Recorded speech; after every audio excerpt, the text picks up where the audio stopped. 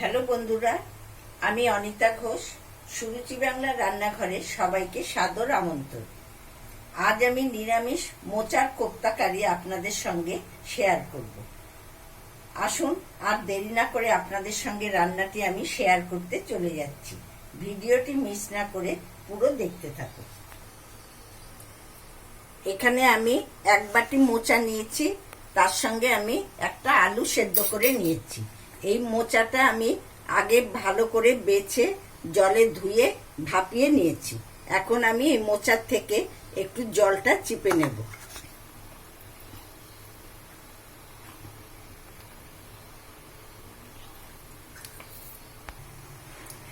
মোচার থেকে জল ঝরিয়ে নিয়ে দেখুন কি সুন্দর ঝুরঝুরে হয়েছে।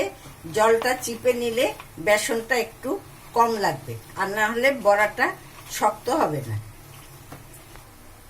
এবার আমি এতে দিচ্ছি হাফ চামচ আদা বাটা, দিচ্ছি হাফ চামচ হলুদ গুঁড়ো, হাফ চামচ জিরে গুঁড়ো, হাফ চামচ চিলি ফ্লেক্স, আর দিচ্ছি এক চামচ ভাজা মশলার গুঁড়ো। এই ভাজা মশলার গুঁড়ো তেজপাতা, শুকনো লঙ্কা, ছোট এলাচ, দারচিনি, লবঙ্গ সব মিশিয়ে আমি এটা রোস্টেড করে রেখেছি। এবার দিচ্ছি স্বাদ মতো লবণ।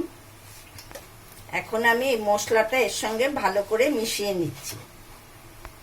তারপরে আমি এখন এই আলু সেদ্ধটা এর সাথে ম্যাশ করে নেব।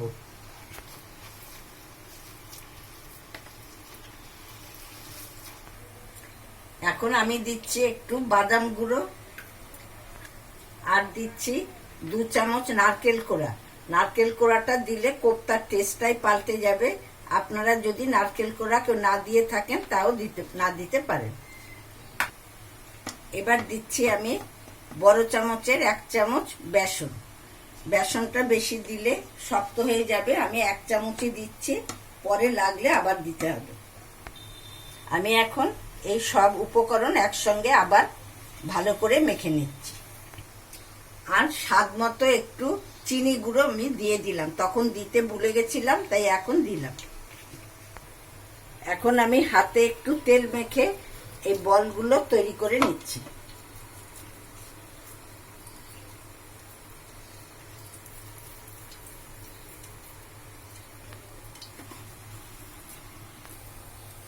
আমি দেখুন এগুলো সব একটা একটা করে নাড়ুর আকারে আমি গড়ে নিয়েছি। এবার তেল গরম হয়ে গেছে, আমি তেলে একটা একটা করে ছেড়ে দিচ্ছি।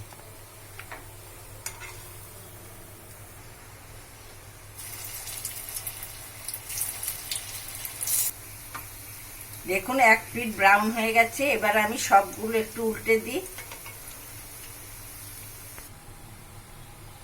আমি তেল থেকে ছেঁকে বলগুলো তুলে নিয়েছি। এবার আমি এটা গ্রেভি করে আপনাদের দেখাবো। যে তেলে আমি বলগুলো ভেজেছি সেই তেলটা কিছু কমিয়ে ওই তেলে আমি এবারে দিচ্ছি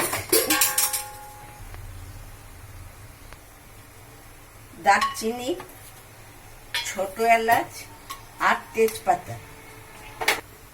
এতে দিয়ে দিচ্ছি সামান্য চিনি, আর দিচ্ছি একটু টমেটো কুচি। তেলের মধ্যে একটু কাশ্মীরি লঙ্কার গুঁড়ো দিয়ে দিচ্ছি, এতে কালারটা খুব সুন্দর হবে। এবারে দিচ্ছি আমি আদা বাটা। আমি এতে দিচ্ছি 2 চামচ। এই বাটাটার মধ্যে আমার কিশমিশ, এমনি কাজু বা নর্মাল বাদাম বাটাও দিতে পারেন, আর মগজদানা, এই 3টে মিশিয়ে আমি এটা বেটে রেখেছিলাম। এখানে আমি 2 চামচ এই মশলাটা দিয়ে দিলাম। এতে আমি একটু একটু করে একটু জল দিয়ে মশলাটা কষিয়ে নিচ্ছি। মশলা আমার খুব ভালো করে কষানো হয়ে গেছে। এবার আমি এতে একটু গরম জল দিয়ে দিলাম। গ্রেভি আমার রেডি হয়ে গেছে। এবার আমি লাস্টে একটু ঘি আর গরম মশলা দিয়ে এটা নামিয়ে দিই। এবারে বলগুলো আমি এই গ্রেভিতে দিয়ে মিনিট খানেক ফোটাবো। এবার আমি একটা বলে এটা ঢেলে নিচ্ছি। এবার আমি সামান্য একটু নারকেল কোড়া দিয়ে এটা ডেকোরেশন করে দিলাম। নিরামিষ মোচার কোপ্তা কারি আমার রেডি হয়ে গেছে। এইভাবে যদি বাড়িতে কোনো অতিথি আসে, নিরামিষ রান্না নিয়ে আমরা খুব চিন্তিত হয়ে পড়ি। মোচার কোপ্তা এইভাবে যদি আপনারা বানিয়ে অতিথিকে পরিবেশন করেন, খেয়ে খুবই তৃপ্তি পাবে এবং আপনারাও একবার বাড়িতে অতি অবশ্যই করে খেয়ে দেখবেন। আমি আপনাদের 100% কথা দিলাম যে স্বাদ মুখে লেগেই থাকবে, মনে হবে রোজই আমরা এটা করে খাই। আমার চ্যানেলের যদি নতুন বন্ধু হয়ে থাকেন, সাবস্ক্রাইব শেয়ার করে আমার চ্যানেলের পাশে থাকবেন। দুর্গাপূজা আপনারা খুব খুব ভালোভাবে উপভোগ করুন। আজ আমি এখানেই শেষ করছি।